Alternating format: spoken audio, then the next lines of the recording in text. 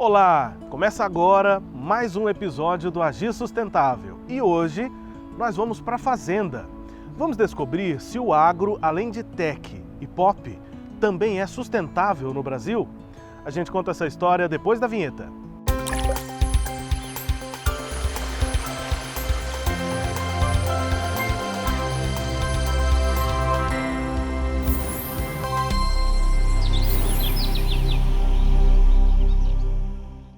O agronegócio tem participação fundamental na economia brasileira, com quase 10% do PIB. O setor foi responsável por cerca de 60% de tudo que o Brasil exportou em 2023, com produtos como soja e farelo de soja, açúcar, carnes bovina e de aves, além da celulose e de tantas outras produções. Apesar desse papel crucial para a economia, as atividades da agropecuária podem gerar impactos negativos para o meio ambiente. Os principais problemas são o desmatamento, a contaminação das águas, a compactação do solo, extinção de espécies e a emissão de gases de efeito estufa. Nós estamos em um muito curto espaço de tempo, nos últimos 50 ou 60 anos, alterando a composição da atmosfera terrestre com a queima de combustíveis fósseis e, com isso, estamos alterando a quantidade de radiação que fica aqui na baixa atmosfera e isto está ocasionando o aumento da temperatura terrestre que hoje todos estão observando de uma maneira muito clara, muito forte. Você não precisa ser cientista para perceber que o clima mudou bastante e vai continuar mudando no futuro. Então o Brasil tem que se adaptar ao novo clima, tem que adaptar as suas cidades e as suas zonas rurais. Nós temos problemas sérios, por exemplo, porque o Brasil, a economia brasileira depende do agronegócio. Acontece que o agronegócio, com o aumento dos eventos climáticos extremos e a redução da chuva no Brasil central, pode não ser tão rentável como foi ao longo das últimas décadas. Então, o país tem que se preparar melhor para isso. A advogada e doutora em Ciências Ambientais, Luciane Martins, detalha os impactos das atividades do agronegócio ao meio ambiente, em conversa com o Agir Sustentável. Primeiro pode começar a falar da questão do impacto na vegetação nativa. Então, para eu produzir, eu vou ter que desmatar. E nem sempre esse desmatamento ele vai ser legal, e mesmo que seja legal, eu tenho hoje uma outra preocupação. Quanto mais cerrado eu estou desmatando, menos água eu tenho.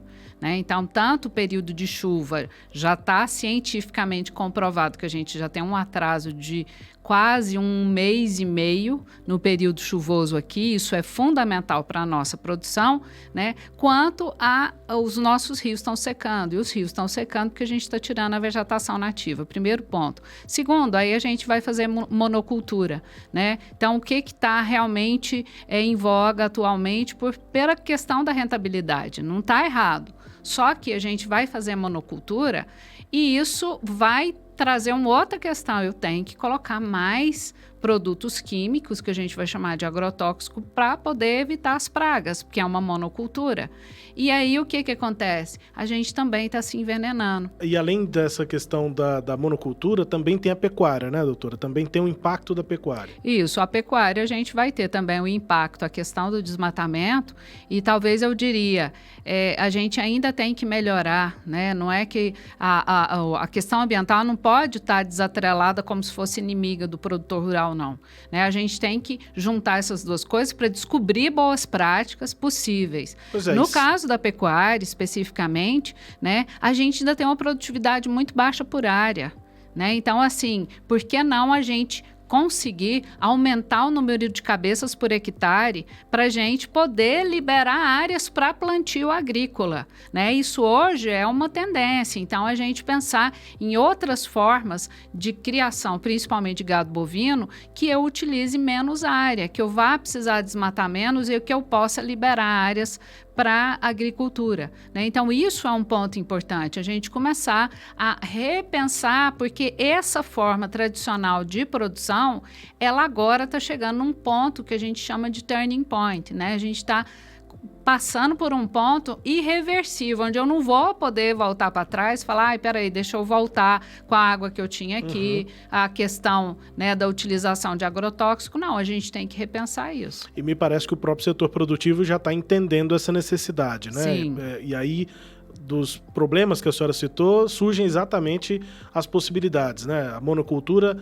já abre-se aí a possibilidade de agrofloresta, em que as culturas são produzidas juntas, e isso reduz a quantidade de defensivos. Enfim, quais são as alternativas que já são consideradas? Bom, a Embrapa tem a integração lavoura, pecuária, floresta, que é justamente essa parte da agrofloresta, porque quando você não tem uma monocultura, evidentemente que você cria barreiras também para as pragas. Isso funciona até com gado, né? Isso, funciona com gado, e os gados têm uma qualidade de vida melhor nessas partes. Por quê? Porque eles têm sombreamento, eles têm uma facilidade maior, então eles vão engordar mais, eles vão se sentir melhor nessas áreas. E a agricultura, pecuária, floresta significa eu ter nessa mesma área vários tipos de plantios. Então eu reduzo isso, vai fazer reduzir. Se eu tenho floresta, vai aumentar também a infiltração de água. Se eu estou compatibilizando outros tipos de produção, né, eu também estou criando barreiras para eu utilizar menos os defensivos agrícolas, né? Então, assim, a gente tem mecanismos. Hoje a gente fala em soluções baseadas na natureza. A gente vê o que é que realmente é a vocação daquela área e como é que eu posso desenvolver o melhor possível, ter uma rentabilidade econômica, mas pensando na questão de sustentabilidade. Porque não adianta a gente falar assim, oba, pode, agora vamos desmatar tudo, né? Está tendo uma série de flexibilizações na legislação e acaba uma coisa. Eu fiz tudo que estava dentro da lei, desmatei tudo que eu podia e tal, e estou sem água. Como é que eu vou produzir? O avanço das pautas e da exigência por produção sustentável no mercado externo tem gerado uma mudança de paradigma na produção agropecuária brasileira nas últimas décadas. É o que detalha Tiago Castro, que é engenheiro agrônomo e assessor técnico para meio ambiente e recursos hídricos da FAEG, a Federação da Agricultura e Pecuária do Estado de Goiás.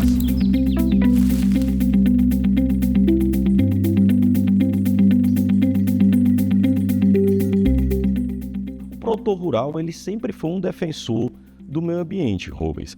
O campo, para eles é a matéria-prima da sua produção. Então, a água para eles é o modo que eles têm para produzir. Então, o produtor sempre tem um interesse, um intuito de preservar para que ele tenha um solo bom, para que ele tenha abundância de água, para que ele tenha os insumos necessários para a sua produção. Então, eu costumo até dizer que essa nova sigla ESG, né, que é a questão do ESG, o produtor rural brasileiro, e principalmente o goiano, já faz isso há muito tempo, que é a questão da sustentabilidade, preservando suas reservas legais, APPs, a questão da governança, que é a questão de estar trabalhando de uma maneira, né, controlada, e a própria questão também de trabalhistas, né, que entra também no ESG. Então eu brinco que o produtor rural já faz ESG antes mesmo dessa sigla surgir aí, né, em todo o mundo, né, como a gente fala.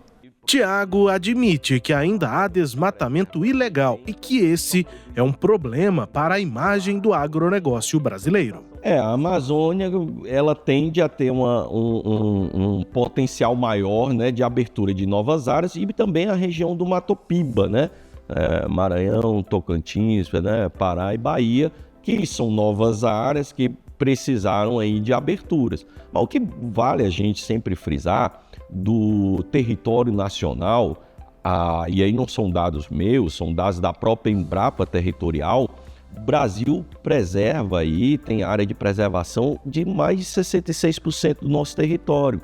Então, e a agricultura e pecuária representam menos de 30% do nosso território.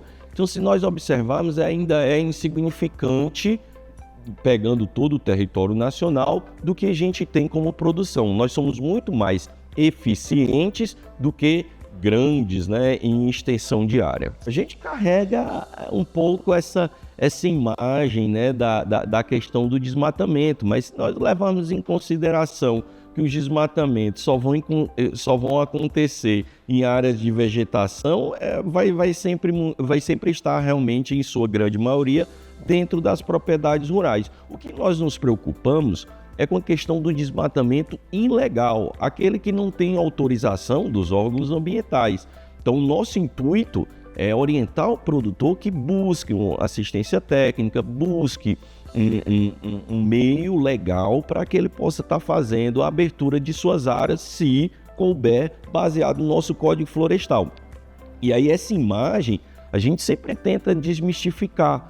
O especialista ainda aponta que a Federação da Agricultura e Pecuária orienta os produtores sobre desmatamento legal, queimadas e também para a adoção de práticas mais sustentáveis. Uma das práticas mais sustentáveis de produção de solo, de melhoria para que não tenha erosão, infiltração de água no solo, capacidade vegetativa e de crescimento das plantas, foi a questão do plantio direto. Então, o plantio direto é para mim, uma das tecnologias aplicadas pelos produtores rurais que mais beneficiou tanto o meio ambiente como também a questão produtiva. Aumentou muito a produção e protegeu, como eu falei, protege solo, protege...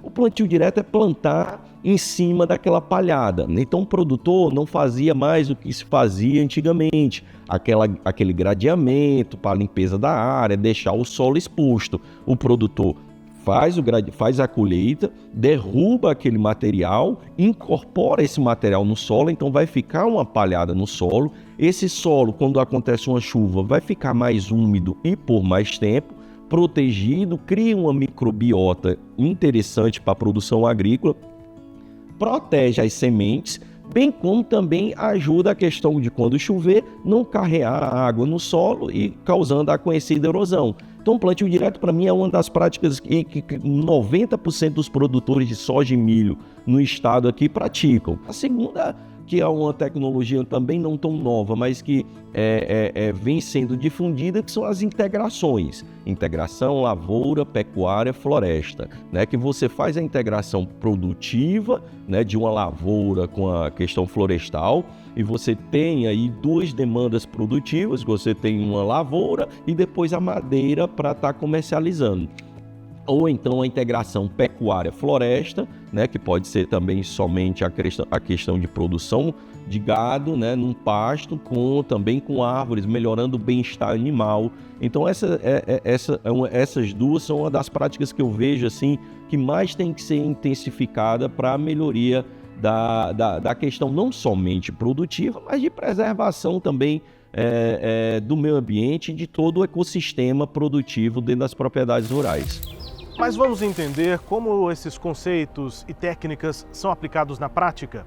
O Agir Sustentável foi a uma fazenda no município de Pontalina, em Goiás, a cerca de 100 quilômetros da capital Goiânia. A produção é baseada na pecuária, mas a diversificação já executa plantio direto, hortas, agroflorestas e até a recuperação de uma nascente que estava degradada pelas pastagens. Mas isso é no próximo bloco. Fique por aí que o Agir Sustentável volta já.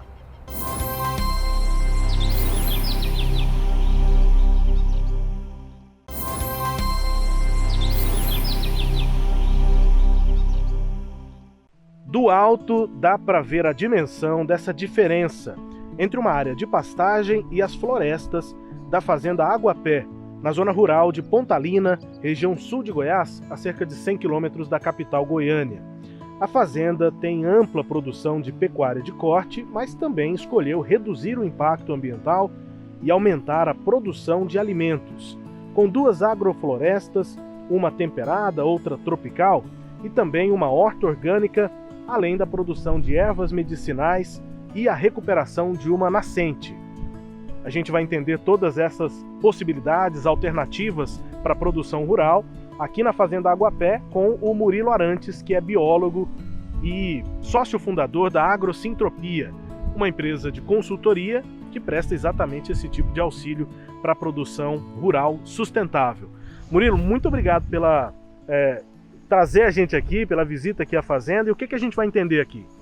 Aqui a gente vai conhecer diversas experiências que são possíveis de aplicar com a técnica da agrofloresta e aplicando para ter uma produção orgânica, né, dentro de uma propriedade rural, que pode se beneficiar dessa aplicação de diversas maneiras.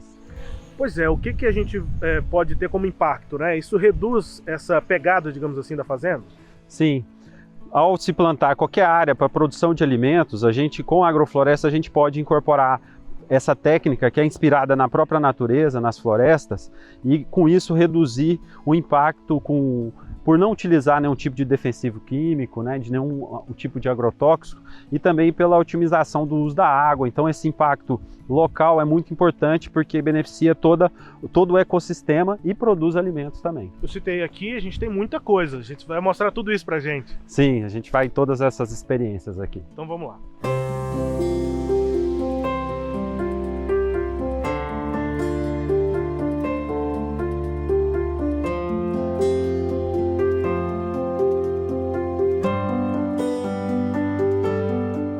Vamos por partes, então. Aqui é a floresta, a agrofloresta temperada. Estou vendo aqui uma uvinha, inclusive posso pegar assim do pé? Claro, vou pegar esse cachinho aqui para você. E aí, aqui é a agrofloresta temperada, Isso. tem uva, como é que funciona aqui? A gente tem algumas espécies aqui de clima que precisa de um estímulo de clima frio, né? Então a gente preparou essa agrofloresta pensando nisso. Ela tem mais entrada de luz, né? E ela tem uma diversidade voltada para esse clima, que aqui é uma área mais alta e permite a gente ter esse tipo de plantio. E aqui a gente sabe que o Cerrado hoje é um grande produtor de uva, a gente está selecionando ainda as variedades aqui para ter nessa área. E o diferencial é a forma de plantio, né? A gente tem aqui os estaleiros vivos, que é uma combinação de espécies arbóreas junto com o parreiral. Não tem só uva? Não tem só uva. E essa diversidade na linha de plantio auxilia a produção e a resistência, a resiliência de um sistema produtivo, né, para não precisar de tanto defensivo químico. Uhum. Até pela proximidade aqui, vamos partir para a horta? Vamos lá. Vamos lá.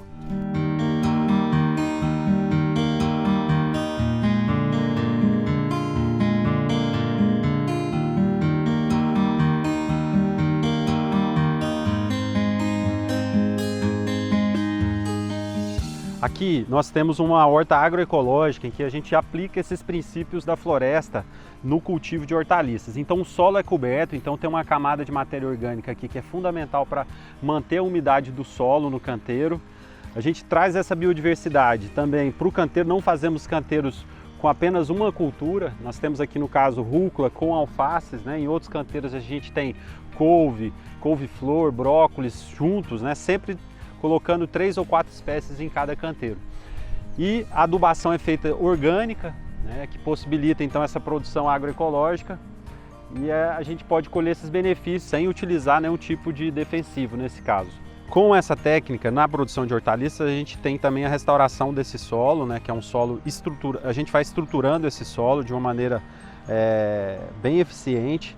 A gente aproveita também com eficiência o uso do recurso hídrico, né? A água aqui também é bem aproveitada porque ao molhar esse canteiro ele fica úmido por mais tempo, eu não preciso ficar regando constantemente como a gente faz na agricultura convencional, por conta dessa matéria orgânica que está aqui no canteiro.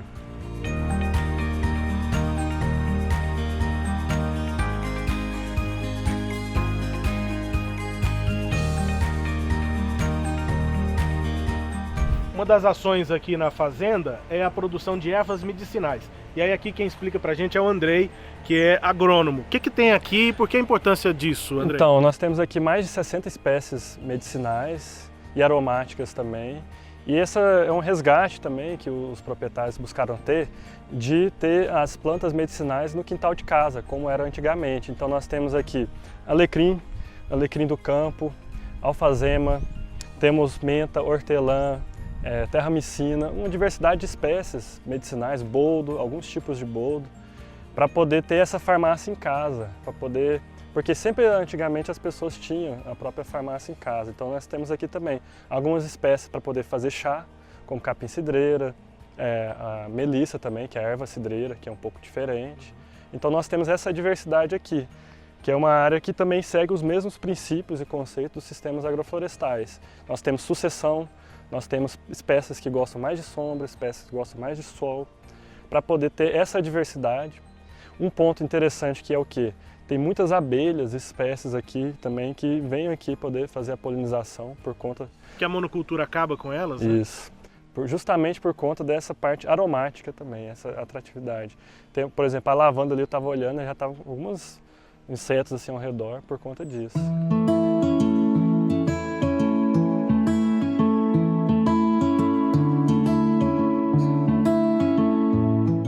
Murilo, a gente está aqui no pomar, que é a agrofloresta tropical. Vi ali um pé de limão carregadinho, tem cacau também, banana. Isso. Como é que funciona essa parte tropical e se isso aqui também é economicamente viável? Você me disse que tem produção que já é vendida. Já vendida. Aqui a ideia é o seguinte, muitas fazendas têm o seu pomar e a diferença aqui é que a gente optou por fazer um pomar agroflorestal. Então a gente aplica a técnica, né? A gente tem uma densidade, uma diversidade maior de frutas, nesse caso aqui só frutas tropicais. E nesse início do sistema, por exemplo, a banana, o mamão, que são espécies de ciclo médio curto, a gente comercializa toda essa produção. Futuramente aqui vai ficar um pomar para atender as necessidades da fazenda com essas frutas de clima tropical. Citros, né? A gente tem as espécies aqui de limão, de laranja, manga, abacate, pitanga, acerola, jabuticaba e aí por aí vai, né? Todas essas espécies de quintal de clima tropical. Uma coisa importante é essa cobertura de matéria orgânica. Isso mantém a umidade? Qual que é a importância disso? Isso. Essa é a grande chave, vamos dizer assim, do sucesso de um sistema agroflorestal. É a manutenção da cobertura do solo. Essa matéria orgânica em decomposição mantém a fertilidade do solo pela ciclagem de nutrientes, conserva a água, né? O recurso hídrico utilizado aqui, ele é potencializado, o uso dele, e mantém a vida do solo. Então sempre na agrofloresta a gente tem como princípio a manutenção da cobertura do solo com matéria orgânica.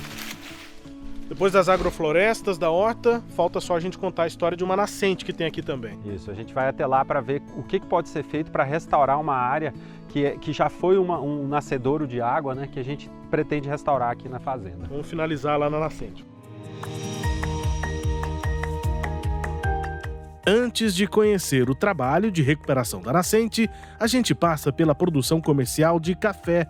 Ainda está no começo, mas nesta fazenda é a principal alternativa de obter lucro por meio da agricultura sustentável.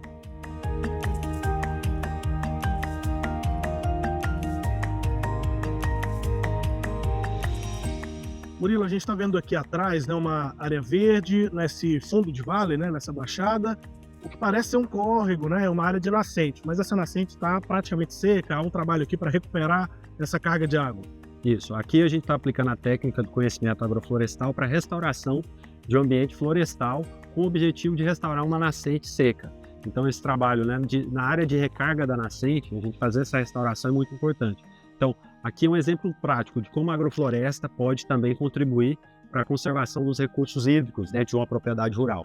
História muito comum, né? A gente tem pastagem em volta e a nascente acaba ficando prejudicada. Exato, e a gente tem, né, muitos relatos de produtores hoje que tinham algumas nascentes nas suas propriedades e hoje tem uma ou duas ou talvez até nenhuma em alguns casos por conta do impacto das pastagens, da forma que foi feita essa abertura, né, e a supressão dessa cobertura vegetal. Então esse tipo de trabalho aqui é fundamental para qualquer propriedade rural que queira ter esse bem tão valioso que é a água, né, como um ativo também da sua propriedade.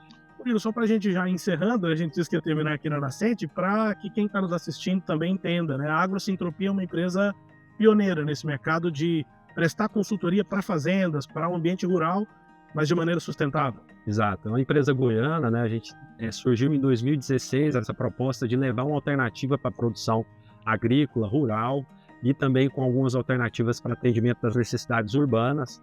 E a gente vem se destacando, né? Assim, de maneira ainda num ritmo de desenvolvimento ainda um pouco lento. A sociedade tem que acompanhar. Tem que acompanhar, né? As pessoas estão conhecendo agora a importância de uma agricultura mais ecológica, né? Regenerativa. E a gente vem atuando aí em todo o Brasil com alguns casos já bem sucedidos, né? De trabalhos também com foco comercial, para o agricultor ter essa esperança, né? De aproveitar a sua terra de uma forma ecologicamente mais, vamos dizer assim, benéfica para ele e também com rentabilidade na produção. Só para finalizar, acho que esse é um preconceito importante da gente quebrar. A agrofloresta, a sustentabilidade no campo também pode ser economicamente viável, pode dar lucro. também pode dar lucro. Não é só a monocultura que dá lucro. Não, a gente tem um sistema de análise financeira, né, para investimento rural com agrofloresta, e os modelos mostram, e na prática a gente já tem isso em algumas propriedades rurais, que a rentabilidade ela começa no curto, no médio e chega até o longo prazo, com as madeiras, né, com o plantio de madeiras para o aproveitamento futuro ainda desses sistemas. Então isso é possível, a gente mostra hoje com algumas experiências já rodando que é uma alternativa para a produção rural. Obrigado por nos receber aqui, pela visita e por mostrar para a gente essas experiências aqui. Bom trabalho. Valeu, gratidão.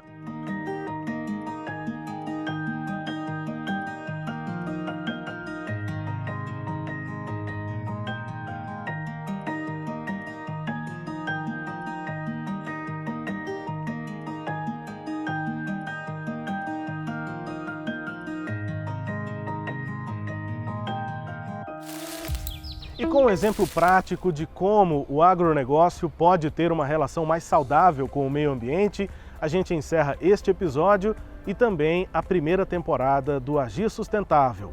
Ao longo das nossas edições, nós falamos sobre os conceitos de sustentabilidade, o caminho da água, desde a natureza até a nossa torneira, as demandas no Brasil por saneamento básico e a relação das nossas cidades com as nascentes de rios e córregos, e como as cidades devem aplicar conceitos de resiliência urbana e drenagem para evitar tragédias ambientais. Também as boas práticas no setor industrial e agora no agronegócio. Você também pode participar e sugerir novos assuntos. É só comentar neste vídeo ou então nas nossas postagens nas redes sociais. Como sempre, eu te espero no nosso próximo encontro. Tchau!